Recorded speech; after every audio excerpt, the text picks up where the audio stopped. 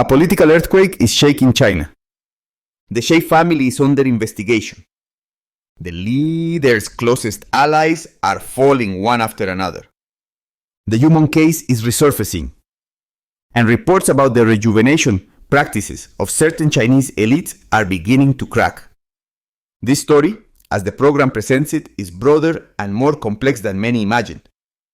The episode opens with the voice of Catherine Hu, host of Final War, who places the viewer before a series of developments considered decisive. The alleged figures who would have been behind the so-called Yu Menglong case, members of Xi's innermost loyal circle and his younger brother, Xi Yuanping, have reportedly become the subjects of investigation as a result of that file. According to the narrative, their downfall is only a matter of time. In parallel, the political earthquake related to the Xi family has intensified. For the narrator, this reflects the growing strength of the voices for justice, both inside China and abroad, which use the Yu Menglong case as a point of leverage.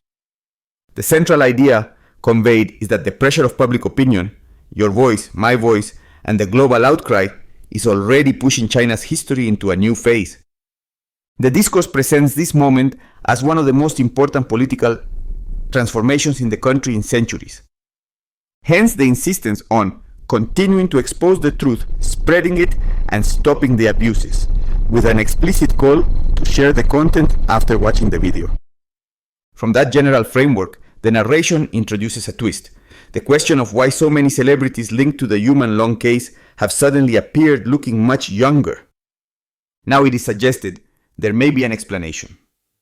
In the final part of the program, there is an announcement about exposing a practice that, according to the narrative, is spreading among certain elites, something presented as even more disturbing than blood replacement treatments.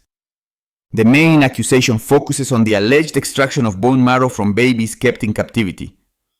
Before reaching this point, the episode returns to the political chessboard of Beijing with a key question. Where are Cai Qi and Wang Xiaohong? Cai Qi, described as an enforcer, gatekeeper, and head of the general office, was reportedly last seen on November 8th, accompanying Xi during an inspection tour in Guangdong province. On that trip, they are said to have visited together the Yanning Family Memorial Hall, a symbolic gesture that evoked the historical role of the Wei clan in supporting the Xi family. However, the next day, when Xi appeared at the opening ceremony of National Games in Guangzhou, Cai Qi was no longer there. In his place, according to official images, stood General Zhang Yusa, a figure who had not been expected in that role. From that moment on, Cai reportedly disappeared completely from the public scene. In the context of the Chinese political system, for the head of Xi's political office to break protocol in the middle of an official trip is hardly interpreted as a simple schedule adjustment. In general, such a rupture is read as a sign of an urgent matter of a political, personal, or disciplinary nature. After 11 days of absence and a growing wave of questions inside and outside the country, Cai finally reappeared. On November 20th, the Communist Party held a symposium in the Great Hall of the People to commemorate the 110th anniversary of former leader Hu Yaobang's birth. Both Xi and Cai Qi were present. Does that joint appearance mean that Cai was never in trouble? The program responds cautiously. Not so fast. The piece then shifts its focus to the disappearance of another key figure, Wang Xiaohong. If Cai's absence was unsettling, Wang's temporary disappearance was presented as even more decisive. Wang controls the police, the state security system, counter-espionage operations, sensitive archives, and surveillance networks. In short, he controls a substantial part of the infrastructure through which a modern authoritarian system exercises internal control. According to the program, few people would know as much about Xi's secrets as he does. On November 9th, Wang reportedly appeared briefly at the opening ceremony of the National Games. After that, there was silence. For 9 days. One additional detail is mentioned. The official website of the Ministry of Public Security reportedly did not record his presence at that event. Updates are said to have stopped as of November 8th. After 8 days of public absence, Wang Xiaohong reportedly reappeared discreetly at the Central Conference on Governing the Country, according to the law held on November 18th. In the footage, he is seen in the audience with his head lowered and taking notes. According to the program's analysis, what stands out is not only his unusually reserved attitude, but also the absence of Cai and Cai Qi. Both of them usually lead that type of meeting, with Cai as chairman of the Commission for Governing, according to the law, and Cai as his deputy. The fact that neither of the two attended, the program emphasizes, would have great political significance. Does Wang's reappearance mean that his situation is resolved? The program maintains the opposite. His current position is described as high risk. During the period in which Wang was missing, specifically on November 15th, the authorities announced the death of Dong Yijun, deputy chief of Beijing police and former principal assistant to Wang Xiaohong. According to the official version, Dong had died weeks earlier, on October 21st, but he was only publicly declared a martyr almost 25 days later. In the context of the Chinese system, such a delay in communicating the death of an official of that rank is presented as a warning sign. The narration also highlights another fact. October 21st, the date of Dong's death, coincided exactly with the second day of the fourth plenum of the Central Committee, a particularly sensitive moment in the political calendar. The question being asked is inevitable. Was Dong's death in some way connected to what was happening at the plenum? The narrative maintains that the Yu Menglong case provided the party elders with a point of entry because it is claimed the central figures behind that crime were precisely Wang Xiaohong and Cai. If someone wanted to weaken the core of Cai's political team, the most effective route would be to start with Wang. Although his formal rank is lower, with Wang at the level of state councillor and Cai as a member of the Politburo Standing Committee, his functional position is considered much more critical. His fall would theoretically create less noise and more impact. Within that framework, the program states that it was predictable that party veterans would turn to Dong Yijun as deputy chief of Beijing police to help investigate the Yu Menglong case. And if, ultimately, Wang were to be brought down, it is asserted that Cai would have reason to feel extremely uneasy. The collapse of the political and administrative structure that supported Cai would already be underway. In that scenario, Cai would no longer be facing a simple transition of power, but the possibility of being held accountable and losing the ability to stir the political waters in the future.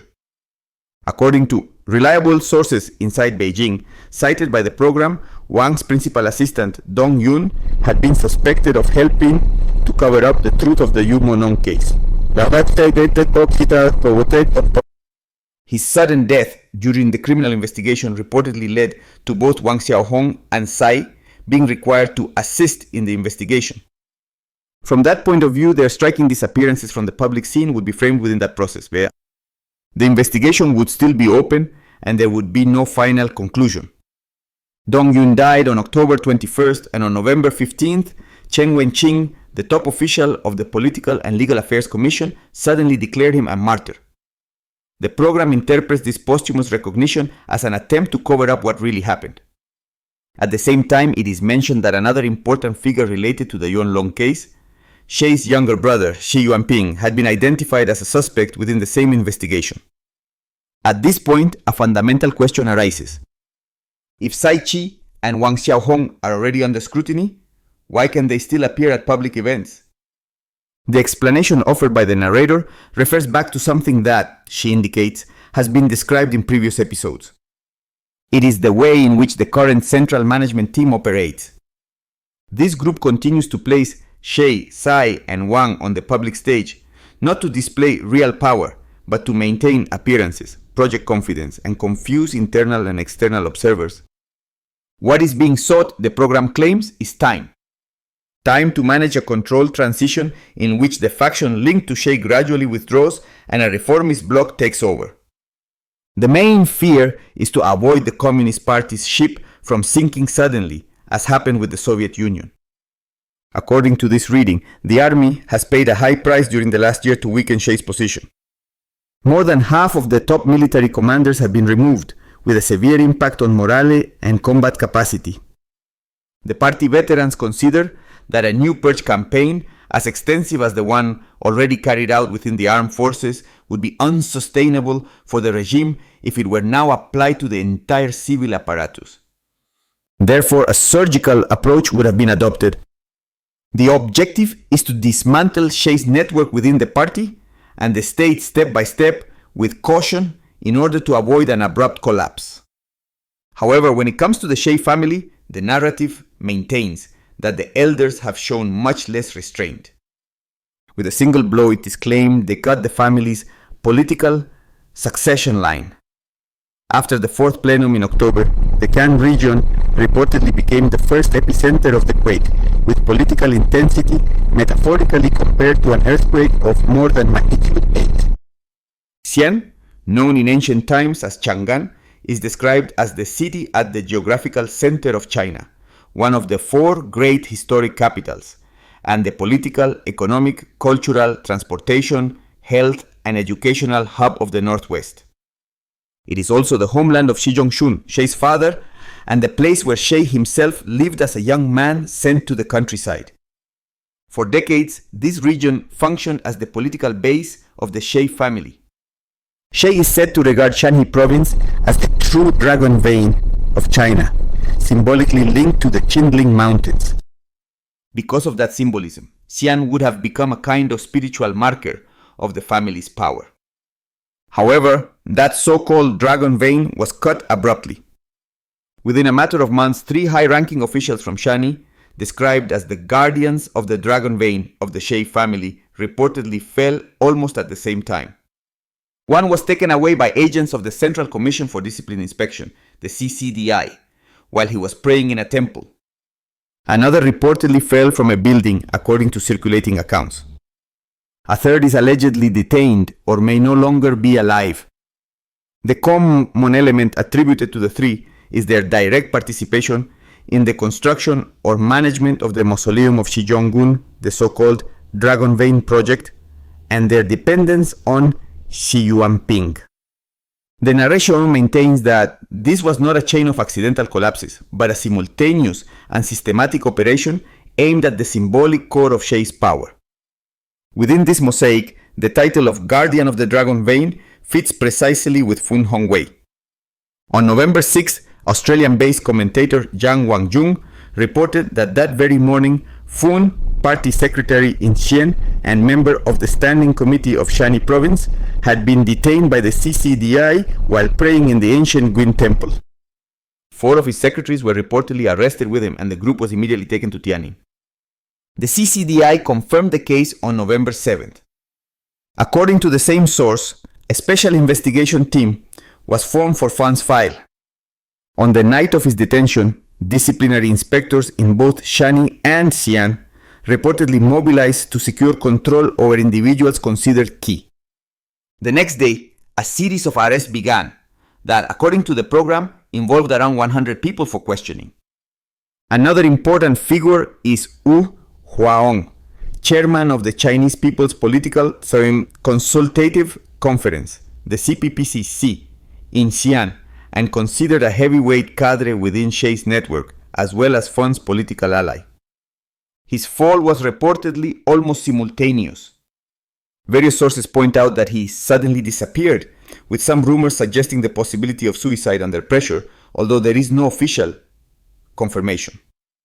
In any case, multiple channels reportedly agree that Wu is no longer accessible and that he possessed sensitive information about financial flows linked to the Xi family. The detention of Jing Junhai would mark another turning point. On November 11th, several independent sources, including political channels in Shanxi, contacts in the CCDI, and investigative reporters, reportedly converged on the same message. A former provincial-level party secretary had been taken into custody and transferred to a CCDI center in Baur. Shortly afterward, the name emerged. It was Jing Junhai. The leaks did not stop there. Researchers consulted reportedly indicated that Jing's case was part of the first wave of a deeper campaign that would affect senior officials directly linked to Xi Yuanping, including leaders of large state-owned enterprises. In other words, the process had already reached the level of central state power. Jing was not just any provincial leader. What would have brought him closer to Shei's inner circle of trust was his management as propaganda chief of Shanxi, especially in connection with the major expansion of the Xizhonggun Memorial Site, an ecological memorial park of more than 6,600 hectares, the so-called Dragon Vein project. It was described as an enormous complex equivalent, according to local comparisons, to 1/3 of Hong Kong Island and 9 times the area of Sun Yat-sen's mausoleum. From that project, an entire network of protectors of the Dragon Vein would have been built. That same network, according to the narration, is now collapsing node by node. Jing's detention raises a clear question. If even the architects of Shei's symbolic power are no longer safe, how deep does this political earthquake really go? The shock in Cannes reportedly was not limited to local officials. As the investigations went deeper, one name began to appear again and again. That name was Yuanping. According to multiple cited sources, the trigger for this whole chain of reactions was Yao Yijun, propaganda chief of Xi'an, who controlled some of the city's most profitable cultural and tourist assets. Between 2017 and 2021, Yao reportedly supervised the expansion of the Kujiang cultural and tourism empire, which includes projects such as the Eternal City of the Great Tang Dynasty, the Wild Goose Pagoda complex, and the ancient walls of Xi'an, sites that generate constant daily income. In 2019, Yao made a decision that raised questions in political and business circles.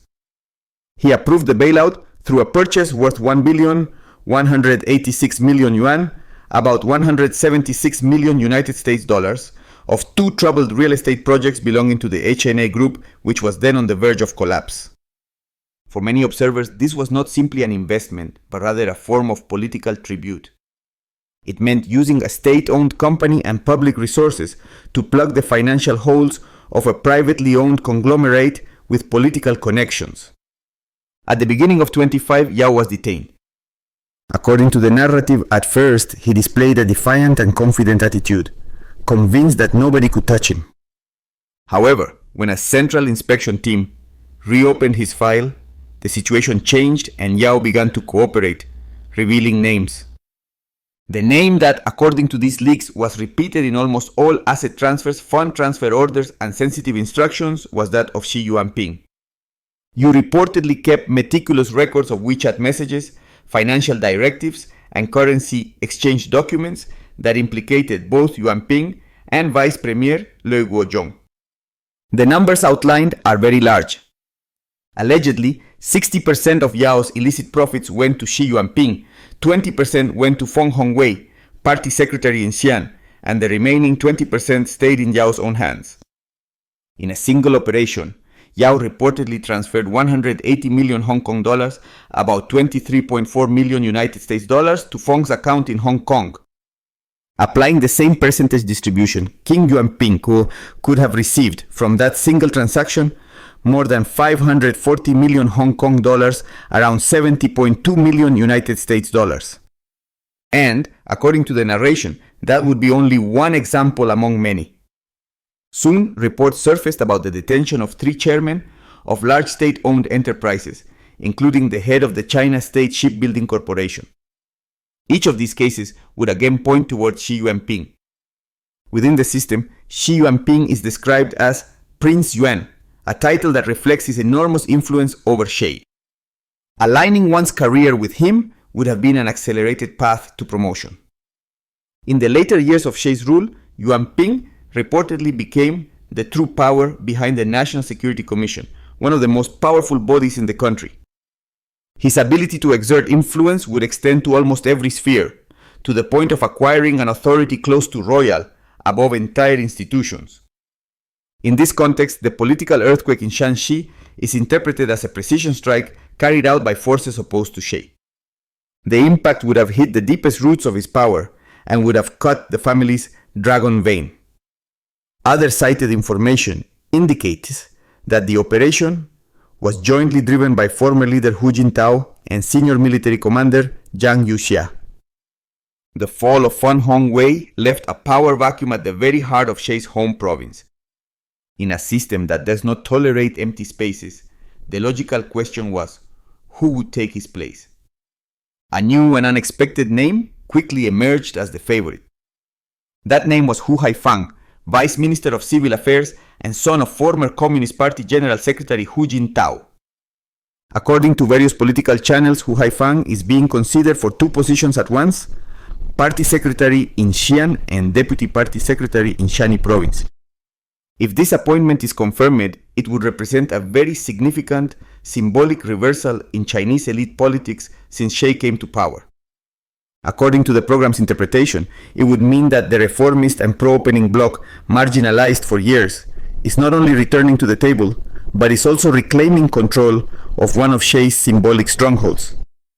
The narrative adds that the tremors have not been limited to Shanxi, but have also spread to Shenzhen, another traditional stronghold of the Xi family. Shenzhen is not only the technological capital of China. For the Xi family, it is part of their personal history. Decades ago, when Xi Zhongxun was politically sidelined during the Deng Xiaoping era, it was the Yan Ying family, influential in Guangdong politics, that took him in Shenzhen. He spent the rest of his life there in a kind of silent confinement. The tensions accumulated during those years between the Xi and Dong family networks have endured across generations. Therefore, when reports emerged that Feng Zhonghua, an ally of Yu Jingsheng, a former member of the Politburo Standing Committee, was about to be appointed party secretary in Shenzhen, the symbolism was evident. Two of Xi's deepest power bases, Shanxi and Shenzhen, would pass into the hands of families perceived as historical rivals or opponents. The political message drawn from this is that China's power landscape is entering a phase of complete generational handover, a comprehensive changing of the guard. Just as the political storyline reaches its most tense point, the episode introduces the darkest element. It is the connection with another mystery, the allegedly rejuvenated appearance of numerous celebrities linked to the Yu Menglong case. From this point forward, the narration warns that the content may be especially disturbing. The testimony is presented of an informant who claims to have worked undercover in an online fraud compound in Southeast Asia. According to his account, women over 40 years of age, victims of human trafficking and taken to these facilities, would not only be forced to participate in online scams, but would also be forced into surrogate pregnancies. The babies born from these pregnancies would be called piglets in the operator's internal jargon. The witness's account maintains that, once born, bone marrow material would be extracted from these babies to produce regenerative stem cells, which would then be turned into extremely expensive substances marketed as anti-aging treatments. The informant, who presents himself as an anti-fraud activist, appears with his face covered for security reasons and explains that he must avoid certain explicit terms to prevent his account from being shut down. The program clarifies that at that time it does not have independent means to verify all of this information, and therefore reproduces the testimony in essence, so that the audience can evaluate it according to its own judgment. The narrative describes how women who worked in nightlife venues would be the most likely to be drawn into these foreign compounds due to their perceived greater boldness. Once there, the youngest and most attractive would be assigned to attend clients in adult entertainment environments, while those over 40 would remain in front of keyboards managing online scams and at the same time being subjected to embryo implantation processes by in vitro fertilization. According to the description, 2 or even 3 embryos at a time would be implanted in these women with the aim of maximizing the number of births. Each baby, once born, would reportedly be sold to biotechnology parks or life science institutes. The witness states that a piglet could reach an approximate value of 3 million yuan and that, in the case of a woman carrying 3 embryos, the annual profit could reach 9 million. The babies would be grouped in special rooms, not left on the floor but kept in glass cases, as if they were laboratory animals. They would be fed there and would only be taken out briefly when staff cleaned the room. The crucial part of the testimony focuses on the moment when the babies reach approximately 6 months of age. At that point, according to the description, Technicians would access the spinal area with a small tool, make an opening, and insert a needle to extract the fluid from the inside of the bones, taking advantage of the hollow structure of certain bone sections. In this way, they would obtain the component they call the growth factor, which would later be used to cultivate regenerative stem cells. These cells would then be infused intravenously into clients with the promise of giving them a younger appearance. The informant shows what he presents as real advertisements from a Cambodia Life Sciences Institute, where overnight rejuvenation is promised and where it is even suggested that certain treatments could extend life expectancy up to 120 years. According to the witness, a single bone marrow extraction from one child could be refined into 3 vials of highly purified material. Each vial would be sold on the market for about 5 million yuan, so that one extraction round every 6 months would generate 15 million yuan per child. These products would be aimed almost exclusively at celebrities and very wealthy individuals. The program shows images of the website of that institute, where it is stated that its headquarters are in Cambodia, but the site offers only 2 languages, simplified Chinese and English. On its official Facebook page, the listed address corresponds to the headquarters of the Prince Group on Diamond Island in Phnom Penh. In the corporate section of the site, the main service displayed was neonatal stem cell storage. Among its 6 main sections, the Hunan Province Cell Preparation Center and the Hunan Province Tissue and Cell Bank were highlighted. The 4 qualification certificates shown on the page, according to the archived material presented by the program, had reportedly been issued by Chinese bodies, including the Ministry of Science and Technology, the Ministry of Finance, and local authorities in Hunan. Later, this information was removed from the website. The question the program raises is whether this is a purely private company or a project with a state or mixed nature, given the type of certifications. In an episode broadcast the previous week, the program had devoted an investigation to the Prince Group and its founder, Shanxi, who is wanted by the governments of the United States and the United Kingdom. The thesis presented is that Shanxi acts as a financial representative for certain high-level interests in China and that he may maintain personal ties with the Xie family.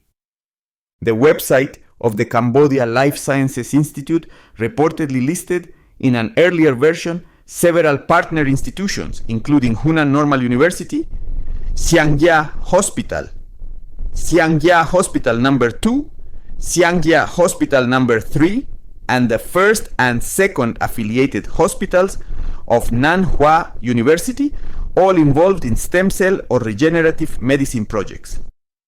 Xiangjia Hospital number 2 is highlighted in particular, as it has already appeared in news reports related to illicit organ extraction operations. Its main shareholder, Ji Wang, is described as a grandson of former Prime Minister Li Peng, and one of the principal suspects in the Yu Menglong case. The narration concludes that the truth Yuanlong allegedly tried to expose with his life continues to break through and to connect apparently scattered elements into a single, expanding puzzle. The power networks that, according to this account, would be linked to his death are shown in the process of collapsing, and the political earthquake shaking China is now presented as inevitable. For those who still trust that the system can correct itself from within, the program offers a final reflection. The structure described is presented as a machine that has produced some of the darkest chapters of contemporary society. Only by stepping away from that structure, the narrator concludes, could China aspire to a different future. The closing invites the audience to continue staying informed about power shifts within the Communist Party and the evolution of relations between China and the United States. Viewers are called upon to support the vision of a new China without communism, and to subscribe in order to continue bringing the truth to light, thus maintaining the overall tone of denunciation and ongoing monitoring of this political narrative.